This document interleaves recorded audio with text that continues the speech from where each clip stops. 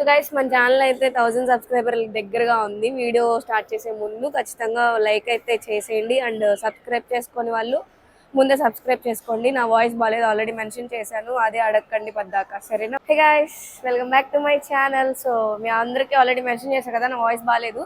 So morning అయితే hit 3కి వెళ్ళిపోయాం కదా, ఇప్పుడైతే మనం రిట్రోకి వెళ్తున్నాము.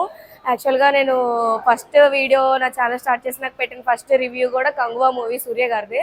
అండ్ నెక్స్ట్ ఇప్పుడు అది ఆ రోజు సినిమా డిసప్పాయింట్ అయింది, బాగాలేదనిపించింది, చెప్పాను కదా మీకు ఆల్రెడీ.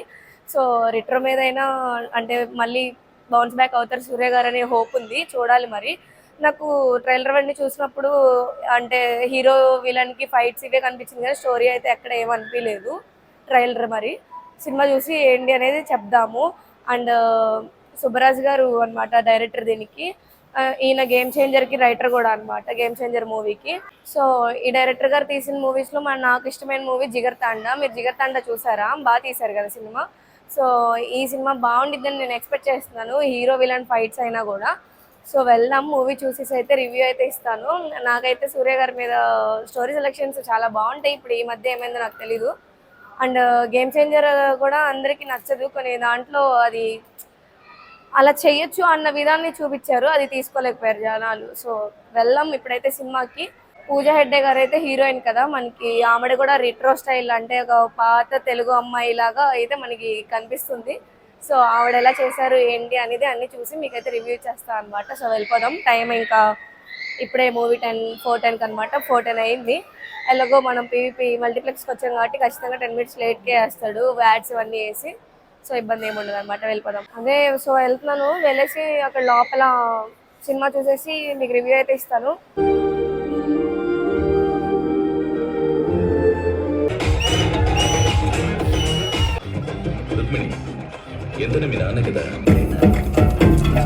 సో గైస్ మూవీ చూసి వచ్చిన తర్వాత నాకైతే రకరకాలుగా ఉంది ఎక్స్పీరియన్స్. యాక్చువల్గా ఇలాంటి సినిమాలు అందరికీ నచ్చవు అబ్బా, ఎందుకంటే ఇవి స్లోగా రన్ అవుతాయి సినిమాలు. జిగర్ తండ్రి మూవీ చూసుంటే కనుక మీరు ఆ సినిమా మొత్తం చూస్తే అలా రన్ అవుతుండిద్ది, హైప్ సీన్ వస్తుంది, రన్ అవుతుండిద్ది, హైప్ సీన్ వస్తుంది. అండ్ ఎక్కువ ఫైట్స్, వైలెన్స్ ఇన్వాల్వ్మెంట్ అనేది ఉండిద్ది. ఈ సినిమా కూడా అలాగే ఉండిద్ది, అంటే సుబ్బరాజు గారు తీసే సినిమాలన్నీ మ్యాక్సిమం అలాగే ఉంటాయి. మీరు ఈ సినిమాలు మీకు అలా స్లోగా చూడడం వల్ల బోరింగ్ అలా అనిపిస్తుంది, కానీ దీంట్లో కంటెంట్ ఉండిద్ది అండ్ మెసేజ్ ఉండిద్ది, అన్నీ ఉంటాయి. కానీ మనకు అవన్నీ ఏం కనిపించి అర్థమయ్యేలాగా తీయరనమాట, లైక్ ఎలా నార్మల్ మూవీస్ తీస్తారో అలాగా. ఇది ఎలా అంటే కొంచెం కల్ట్ క్లాసిక్ లాగా. అండ్ ఇది ఒక రివల్యూషన్కి సంబంధించిన మూవీ అనమాట. ఒకప్పుడు ప్రీవియస్ అంటే రిట్రో అని పెట్టారు కదా ఒక సినిమా, దానికి న్యాయం అయితే చేశారు. ఒకప్పుడు 90sలో అట్లా ఎలా ఉండేది, ఎలా రూల్ చేసేవాళ్ళు రాజులు, బానిసత్వాలు చేసుకొని అనేది కూడా చూపించారు. అండ్ ఫైట్స్ అన్నీ కూడా చాలా కొత్తగా ఉన్నాయి. ఎంత కొత్తగా అంటే నేను ఈ ఫైట్ ఒకటైతే 2 స్టిక్స్ పెట్టుకొని చేస్తారు సూర్య గారు, అది ఇప్పుడే చూస్తున్నాను నేను ఈ సినిమాలోని. మిగతా ఇదివరకు చూడలేదు ఇలాంటి ఫైట్, అదొకటే కొత్తగా అనిపించింది. అది బాగా యూజ్ చేశారు అసలు. దాన్ని ట్రైనింగ్ ఎంతసేపు అంటే ఎన్ని రోజుల్లో ట్రైన్ అయ్యారో తెలియదు దానికి, అది మాత్రం బాగుంది. అండ్ పూజా హెగ్డే గారిని అయితే మరీ అసలు దారుణంగా చూపించారు. అండ్ తర్వాత స్టార్టింగ్ అదంతా కూడా చాలా దారుణంగా చూపించారు, కానీ కొంచెం తర్వాత లాస్ట్ క్లైమాక్స్ అప్పుడు పర్లేదు.